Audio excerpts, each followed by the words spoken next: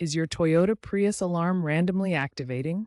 The most common culprits are faulty door hatch switches or a weak 12 volts battery. First, inspect the door and rear hatch switches for corrosion or sticking.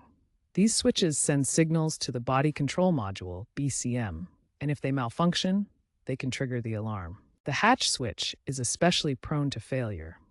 Next, check your 12 volts battery. A weak battery, especially common in older Prius models, can cause voltage drops that also trigger the alarm. Ideally, it should read above 12.6 volts.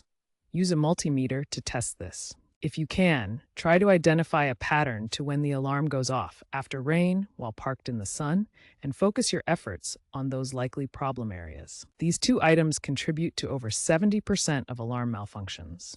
If you're comfortable, doing some simple DIY diagnostics here can save you a costly trip to the dealership. For faulty switches, clean them with contact cleaner or replace them. Replacement switches are readily available online. For a weak 12-volt battery, consider replacing it, opting for an AGM battery for improved performance. Once the switch or battery is dealt with, reset the alarm system.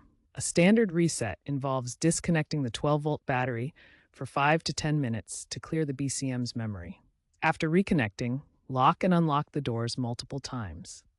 If the standard reset doesn't work, an OBD2 scanner with Toyota TechStream software can be used for a more advanced reset. Remember to always check your work to ensure the alarm no longer activates randomly. This DIY approach can often resolve the issue and save you hundreds compared to dealership repairs.